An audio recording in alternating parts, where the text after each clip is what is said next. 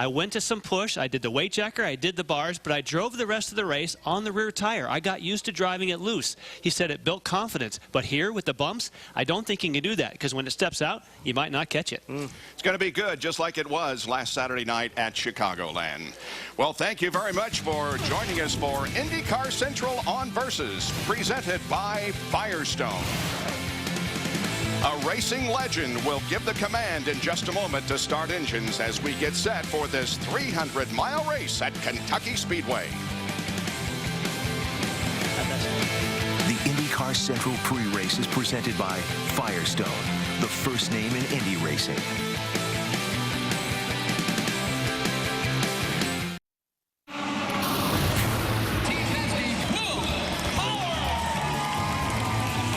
Team Penske's Will Power has been the picture of perfection, winning 5 races, all on road courses. But to win this season's IZOD IndyCar Series championship, he'll have to finish strong. And since all the remaining races fall on oval tracks, this year's Road King will have to do what he's never done before. Hold off defending champion Dario Franchitti, who won last week on the 1.5-mile oval out of Chicagoland. Dario Franchitti has won for the 3rd time in 2010. Franchitti's victory was Will Power's heartbreak, as a late race pit mishap proved to be costly, yielding a 16th place finish and cutting his points lead by more than half. A massive blow to the 12-car team. That's racing, you know.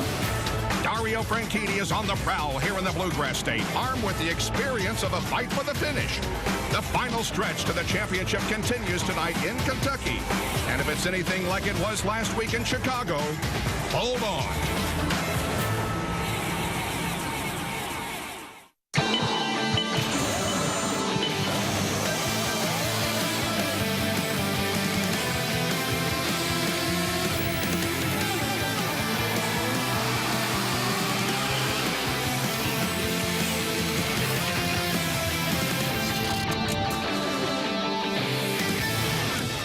Labor Day weekend 2010 and the IZOD IndyCar Series drivers are about to start the Kentucky Indy 300, race number 15 of 17 on the schedule.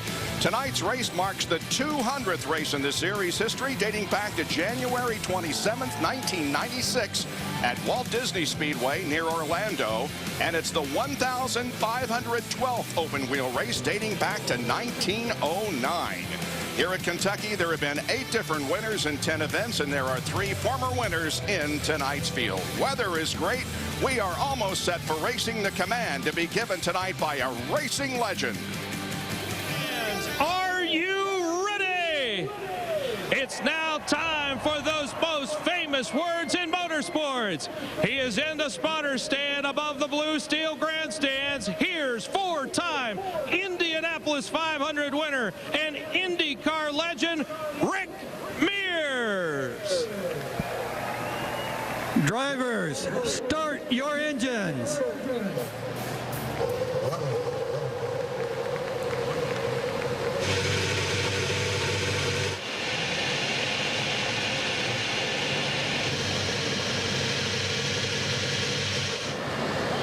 Seven cars now begin to fire to life. It's the largest field here at Kentucky Speedway since the inaugural race in 2000. Shot from Ed Carpenter's car. He will be starting on the pole. There's Ryan Hunter-Ray, who will starting at the back of the pack because of his crash yesterday during the qualifying. And there is the IZOD 2-seater, and the passenger of 2-time Indianapolis 500 winner Arie Luyendyk is Terrell Owens of the Cincinnati Bengals, a 6-time Pro Bowler, record holder in many areas. And T.O., you have done many, many things in your athletic career. Have you ever experienced anything like this? Absolutely not. You've got Arie Luyendyk, 2-time winner of Indy, in front of you. What's it feel like out there? Oh, it's awesome. Awesome.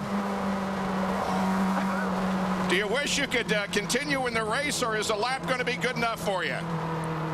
I think I'm good with the lap. I don't blame you. All right, thanks very much, and good luck to the Cincinnati Bengals this year.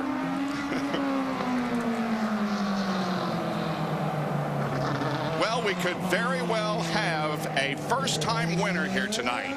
We had a first-time pole winner yesterday. Ed Carpenter won the Peak Pole Award worth $10,000 when he turned in a two-lap average of 217.933 miles an hour. He became the 34th different driver to earn a pole position in the IZOD IndyCar Series. Prior to yesterday, his best start in the series was a 4th. All right, let's look at the starting lineup now. Besides Ed in row number 1, current points leader is Will Power.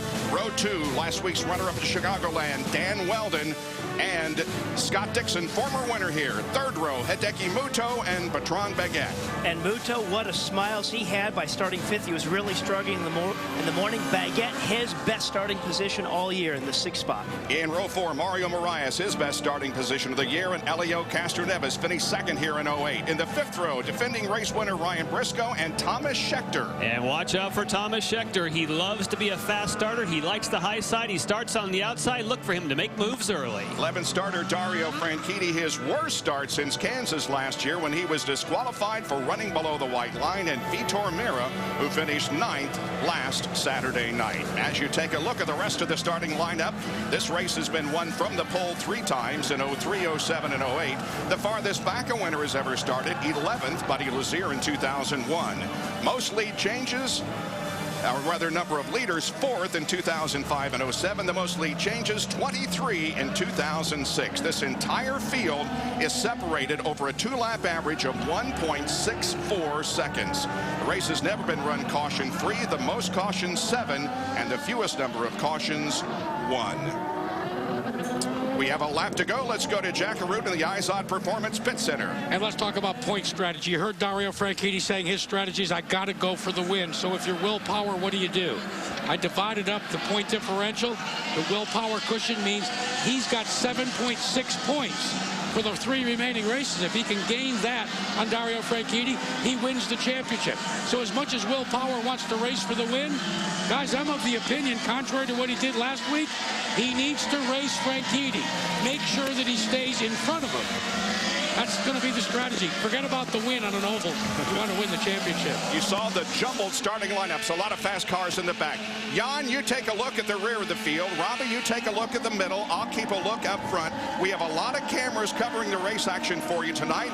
We hope you enjoy it. We are excited about the start of this race at Kentucky Speedway as Johnny Rutherford leads the field off of the track in the pace car. Here they come, Carpenter and Power. And the Apex Brazil green flag is waving. And you can see Kanan already running up there. I snuck back in the back of the field for you, Jan. You're supposed to cover the middle, Robbie, because at the back, certainly, as you double box it, you get the great view on the left. The high side, Tony Kanaan making up all kinds of places. And look at Bertrand Baguette in that yellow and black car driving for Eric Bachelard. He says, I'm going to gas it up. Look at the sparks coming off his car as he slides in behind. Oh, we have a crash. Sato. Oh. And Ryan Hunter is also involved.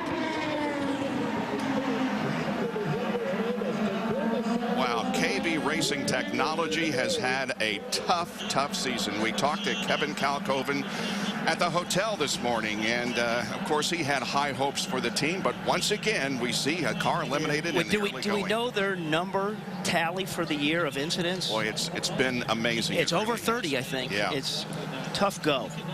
Well, while we were watching on the right side, the lead up front, we saw this accident at the middle to back of the pack. We have a couple of replay angles for you that we'll look at here. Tony Kanaan, was going around the outside, and Takuma Sato simply just got a big wiggle, and then behind in reaction, it just shows how loose the cars are when you're getting them up to temperature and pressure. And did you see when Sato was just going up, he just clipped the car for Dale Coyne that's driven by Alex Lloyd. Look at there. Whoa. I don't think he hit anything. No, but that just shows you when you dump the throttle, what it does is it changes the picture on the car. So as soon as he came off the gas, Ryan Hunter-Reay, the weight gets up on the front of the car, and those tires just grab and spin you around. Well, Ryan Hunter-Reay has had a tough weekend so far, but he's okay as far as the car is concerned. He didn't hit anything during that crash. We'll be back in a moment. The Kentucky Indy 300 on Versus is brought to you by